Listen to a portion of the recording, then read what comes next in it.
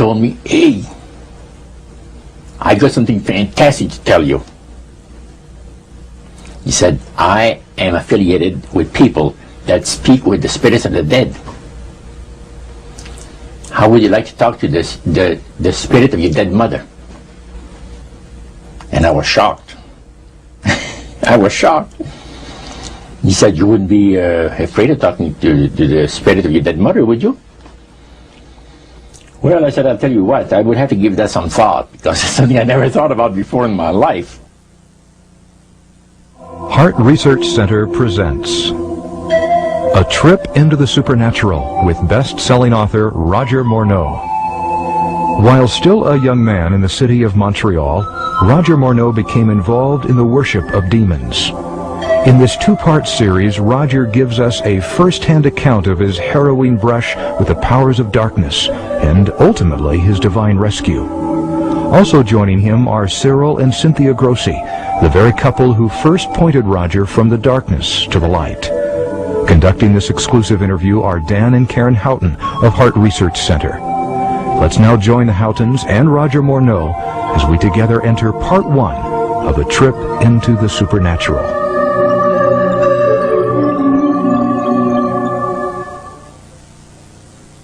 How in the world did you ever get involved in praying to demon spirits? Well, when I came out of the Navy after World War II, I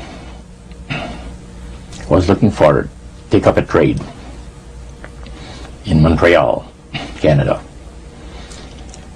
And at that time, I ran across a fellow that had been on a particular ship with me. And he said, hey, Mورنو, you're alive. How nice to meet you. He said, let's have dinner tonight.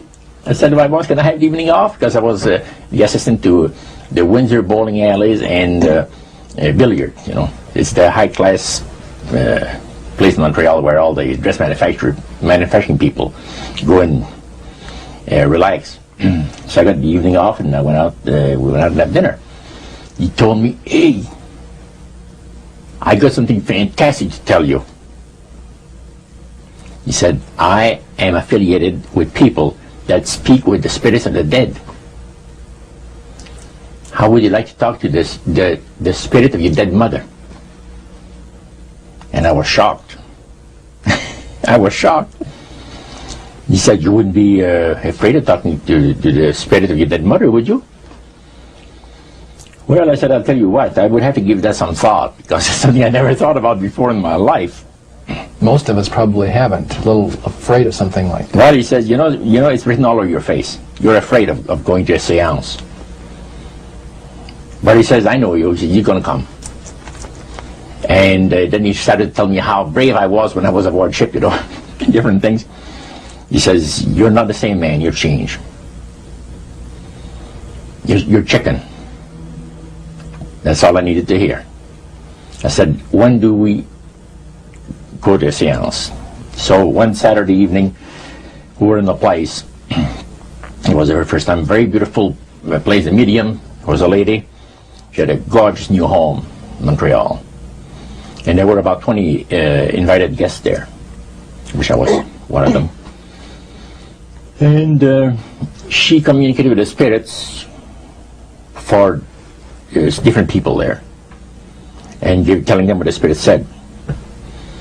And then there was one lady that had been talking almost continually before the seance started, and she didn't believe in the dead appearing and all of this and all that. And she said, well, I would have to see my dead sister, she says, to believe it. So while the seance was going, one man said, I would like to talk to my friend that died 6 months ago, but I don't want him to appear. Just want to talk to him. Because he says, I don't trust you talking to my friend for me. So the medium says, let me inquire of the spirit.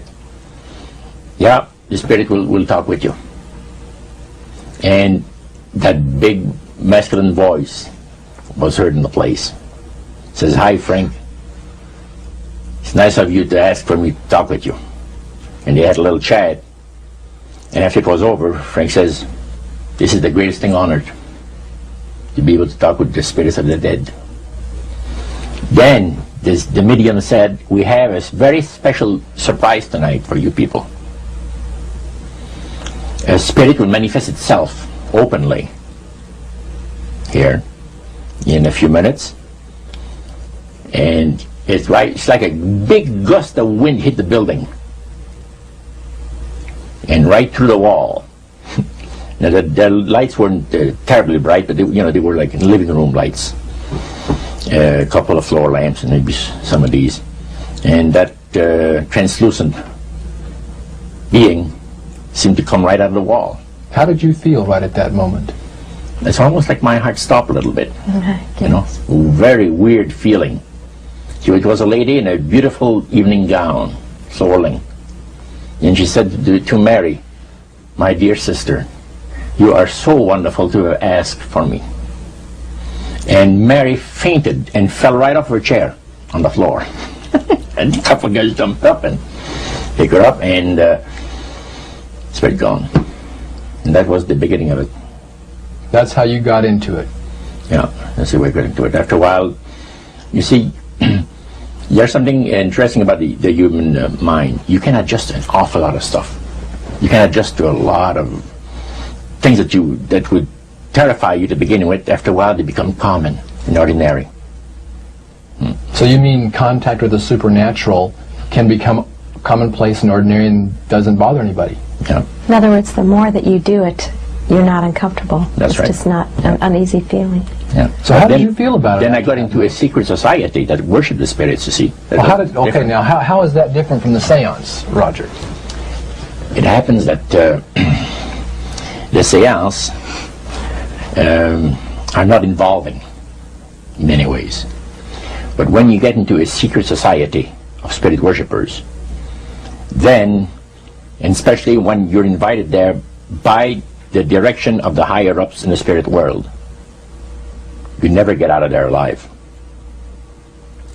And this is exactly what my friend and I were up against. We didn't know anything about it.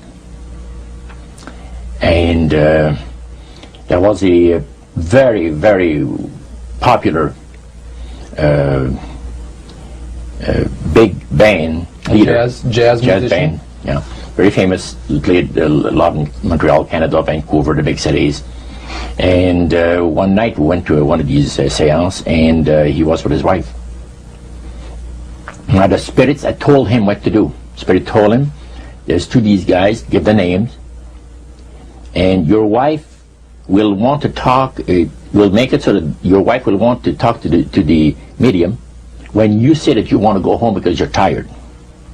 As soon as you see that these guys are starting to want to leave, then leave with them at the same time. And as you get outdoors, you ask them if they're driving.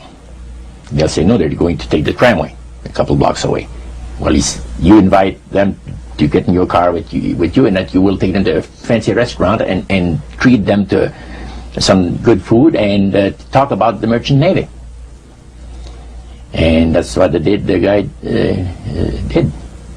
And there we were in this plush restaurant, pulled into a little alley, and I can still see it like it was yesterday. Just enough room to pass the car, back alley, that happened to give on a restaurant that was on St. Catharines Street, which is the main street of Montreal. And that was quite an evening. So Roger, you're at this restaurant. What happened? Well, after we were seated, in entering there, the place was just full, packed tight. But there was a couple of tables against a wall that had a reservation sign on it. And the owner of the place recognized the band leader and came and said, good evening, and you gentlemen want a table. So you're one of the reserved people. So we sat there, and we had our favorite alcoholic beverages, and as we talked, the band leader says, how long have you fellas been involved with sorcery?